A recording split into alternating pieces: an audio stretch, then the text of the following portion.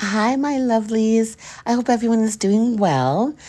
Today is recipe day, and because I had some free time last weekend, I decided to do something a little bit hearty. And it's on the weekends, I like to do something a little bit more involved in terms of cooking because during the week it's just too busy. So last week I made a lasagna, and I promise next time I will tape everything from start to finish. I didn't tape all of my prep for the meat sauce, so I apologize. However, I will let you know of all the elements that I was able to include. So here we go. We start off with seasoning the meat really well, and I used a lot of dry seasoning like oregano, thyme, basil, garlic, onion powder, black pepper, um, dried thyme, and then for other seasonings, I added in some red wine, soy sauce. We like it spicy, so I used Jamaican hot pepper sauce.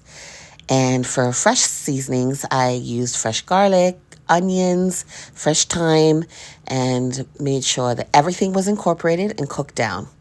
And once that was added, I added in the tomato sauce. And then, of course, pre-cooked my noodles and then laid them out to make sure that it was dried appropriately, as in no more liquid. And then I decided to do something a little bit different and make a cheese sauce. So here I am melting in the butter and then adding in about 3 tablespoons of flour.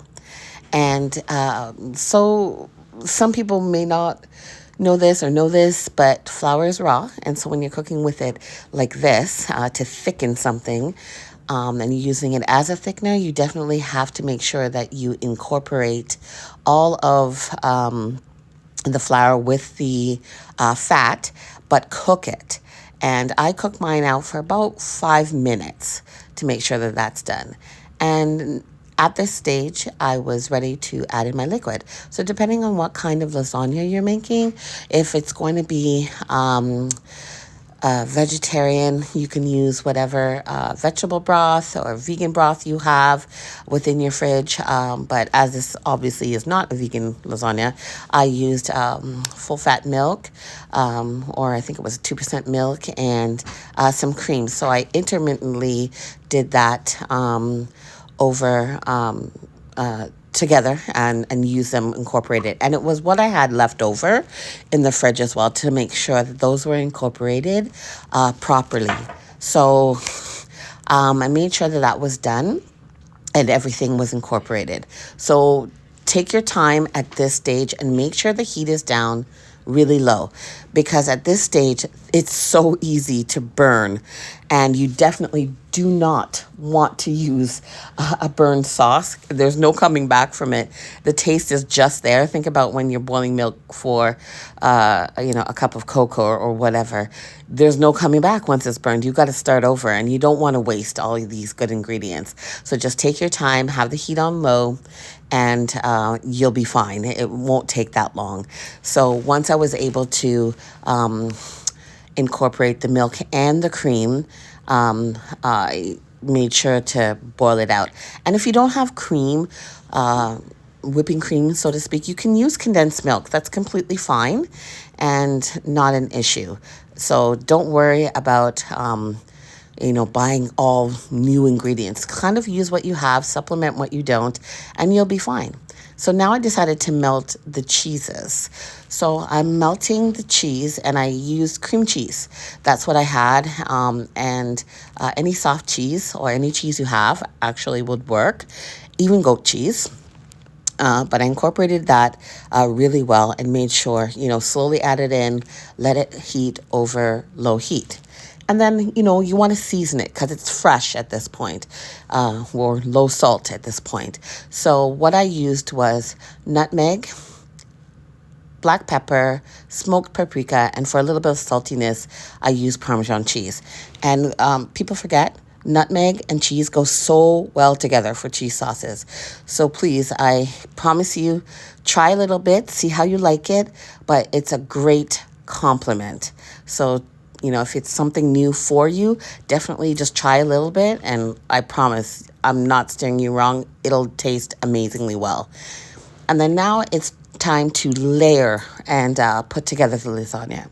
So sometimes people forget, and I've done this and I've forgotten, in my many years of making lasagna, put in a good layer of sauce or, a fat, definitely, but I think it should be a sauce at the bottom so it doesn't stick, because it's the worst. You make this perfect lasagna and then you can't take it out of the pan. And then that last layer is completely burned. It's definitely a waste. So you want to make sure you keep something that will make it easily be able to get out of the pan when you're done. So I've layered in, I think for this one, 3 layers in total, and measure as you go. This pan was a little bit smaller than what I usually would use. Sometimes when I'm making lasagna, it's for a big party, so I don't have to worry about cutting it so much.